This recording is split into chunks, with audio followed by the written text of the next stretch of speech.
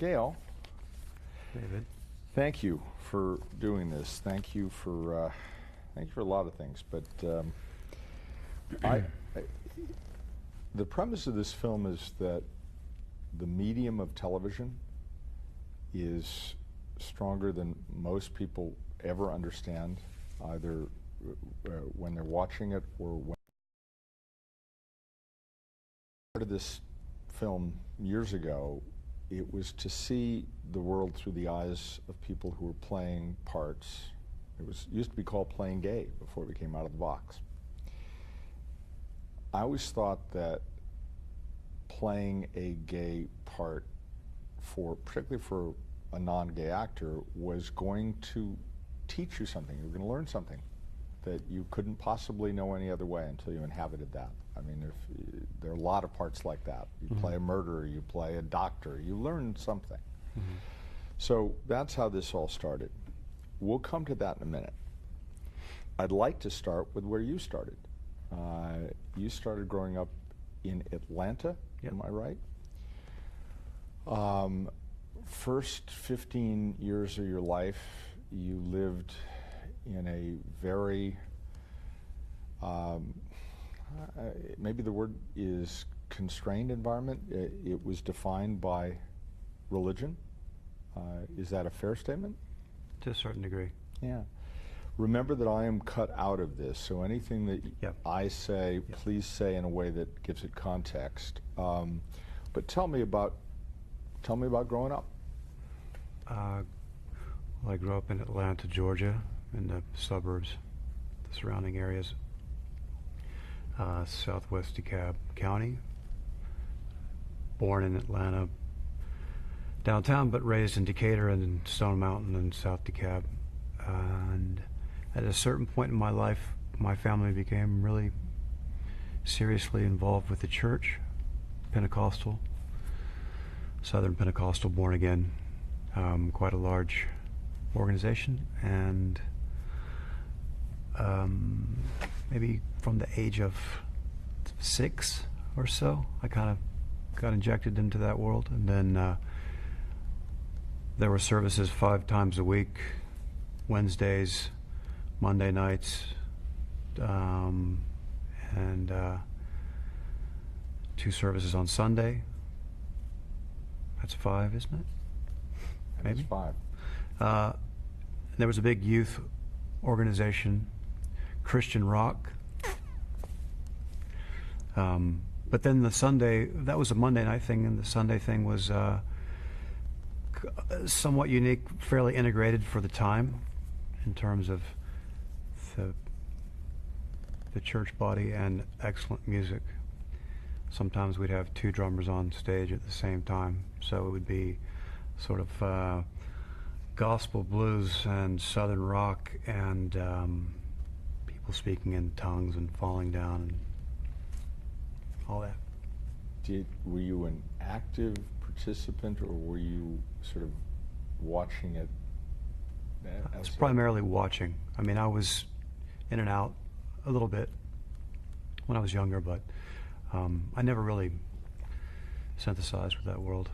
I watched it a lot. The music was the compelling part of it, but other than that, it was more Bible stories and trying to stay out of trouble like any other place, you know.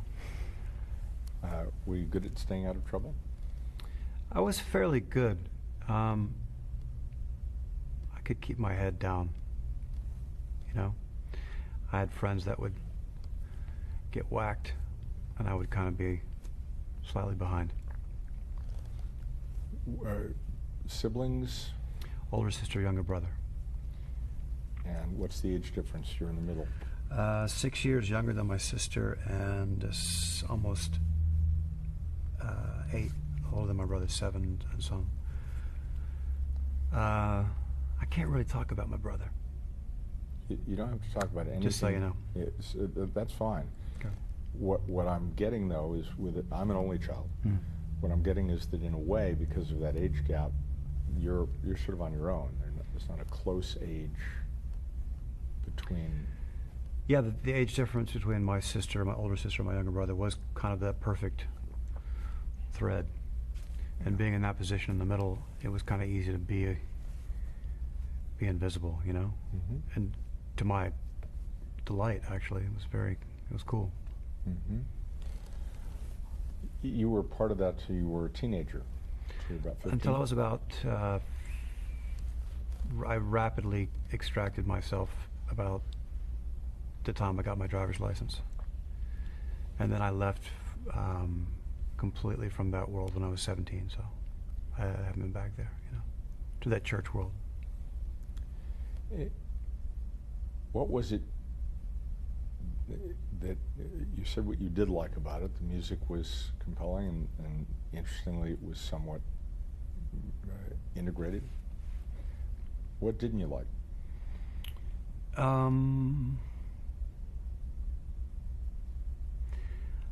I didn't like having to be inside the church building so much of the week. That was a little bit irritating.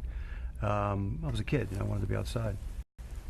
Like any other kid, I was never really so gung-ho about it that I could preoccupy myself with what I felt about religion or God or Jesus or whatever. My mind was sort of in other places, and I just didn't like the rigor of it, you know, because I didn't feel like, it wasn't like I was getting something immediately out of it. I loved reading the Bible. I loved hearing about the Old Testament, a lot of the stories, but it wasn't really for me, you know. Did you get to Leviticus? Yeah, I read most of it. I was remembering recently, one of the most bizarre ones was stories of the Old Testament that I can really remember hearing for the first time and being kind of rocked by was David's oldest son. David's oldest son was, maybe it was his older brother, was trying to escape, riding his horse through the forest, and got his hair stuck in a tree and was hung by the hair, snapped his neck, and anyway, who knows how accurate that story is, but that's the kind of thing that was interesting to me, besides the music, was these, you know, the Book of Revelations that's a great one. Job, those kinds of things. But your values as a person, it's got to be kind of hard, because you're doing this 5 days a week. You're in a setting that is pretty exacting and Pentecostal, pretty specific. Speaking in tongues gets to, you know, you're in a world of its own that is very separate from the secular world. That's my perception. Tell me if that's wrong. Well, yeah, the Pentecostal church in the late 70s, early 80s,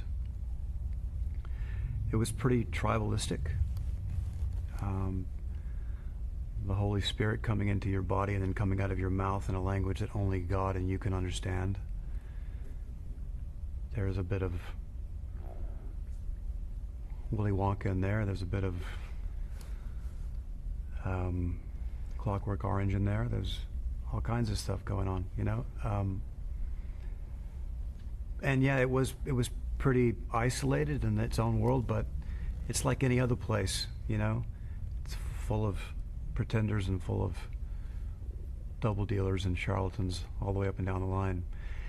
And I'm sorry to say that, but any organized group of people with some sort of hierarchy, that's just the way it works.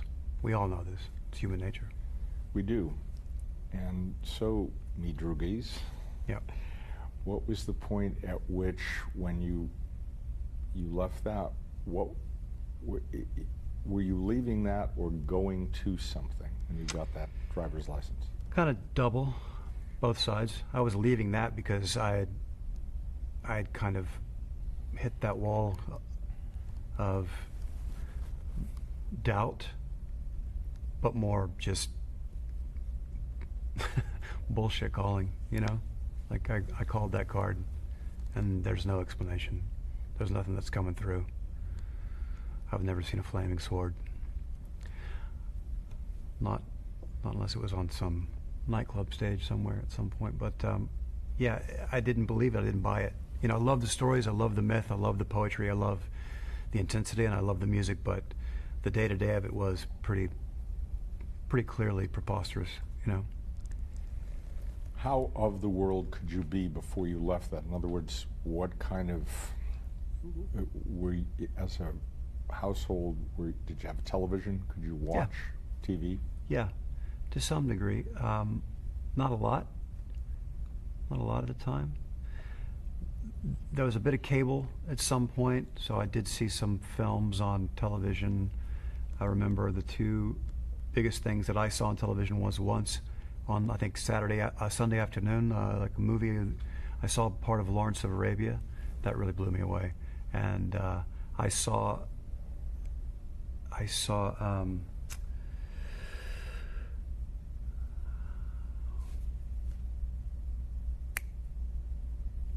Helen Mirren, Gabriel Byrne, Asher? not John Schlesinger, is it? The Arthurian film. What's it called? What's the title? It's the name of the world. Not Camelot. No. No, not Camelot. No. Helen Mirren and Gabriel Byrne. Hold that thought. We'll come back to it. Okay. But you saw films on TV. Did you watch, in this period of time, were you watching television? Sometimes. When I was a kid, watching television was sort of, I played a lot of soccer, so I was gone in the afternoons until the early evening, and then it was kind of like I was in my room listening to records. I remember things like, I remember All in the Family. I remember Dukes of Hazzard. I remember Sesame Street. That was one of the things that I watched probably the most of. I remember The Gong Show. I remember my mom watched a lot of daytime, you know, soap opera. I remember when I was a smaller kid seeing that stuff. And I used to watch a show on public television in Atlanta called Soccer Made in Germany, which was German football matches that were then overdubbed with an English announcer, because I played a lot when I was a kid, so that was really like one locked off shot from the field somewhere up in the stands. Love Boat, you know. Yes, because who wouldn't want to be on that boat? Right. You mentioned All in the Family. Obviously, All in the Family was a fairly controversial show. Again, something that did that raise hackles? And was there anything you weren't allowed to watch and you had to sneak and watch? I wasn't allowed to watch a mini-series about Marco Polo because it was being sponsored by Arm & Hammer, I think, and Arm & Hammer on the back of one of their logo is the sickle and the stars, right? The moon and the stars, and somehow that was interpreted by the church that I went to as a kid as being borderline satanic or possibly a symbol of the oncoming apocalypse, so I was not allowed to watch that. All in the Family was too smart for my family, right? We would have never picked up on the subtext at all, and it was very exotic, you know. Northeast, southeast, we moved about that fast, you know. And the Irish-American world that could have been, I was maybe Dutch and Scotch somewhere, but no heavy family influence, you know, in terms of the tribe. Do you remember seeing some of those images on TV that, you know, we're talking about here because they're the first time people saw anything that was out of the nuclear family? Mm-hmm. And All in the Family was really a big part of breaking that barrier down. There were gay people. Mm-hmm. Do you remember any of that? I don't, as a kid, I don't. I remember more how the Jefferson family kind of came through, and then I think, if I remember correctly, I could be totally wrong, but is it the intro, the titles to the Jeffersons? Is that when they shoot the gatefold into the painting that's on the Marvin Gaye record of everyone dancing in the nightclub? This beautiful painting. I don't know if I'm thinking of another show that was used as part of the images in the introduction. You But it was it was sort of a juke joint, and there are all these beautiful people dancing and sweating in different positions. And I remember Marvin Gaye used it on the gatefold inside the album cover. And I remember that I somehow am associating their theme song at the very end, the camera's kind of panning across. And I didn't know that until much later, but that was more kind of compelling or interesting to me because the church that I went to and the part of the city that I grew up in was. Hold. A siren coming. Asher, can you hear me? What do you remember what show that was? I can't hear you, of course. You said the film was Excalibur? I don't know. The film was Excalibur. The film was Excalibur, yes. And Gabriel Byrne played Lancelot, and Helen Mirren played Morgaine. Yeah, That blew me away. For an 8-year-old to see Helen Mirren without her clothes on was just, it was too much. It was just. It's still too much now. It's still too much. So amazing to this moment. Dame Helen Mirren, and yes. We'll get to the dame you work with in a while. But so one thing I keep hearing from listening is music. There's a beat in your head. There's music in your head all the time. I think so. Yeah. Yeah. Marvin Gaye and from the church forward. David Bowie.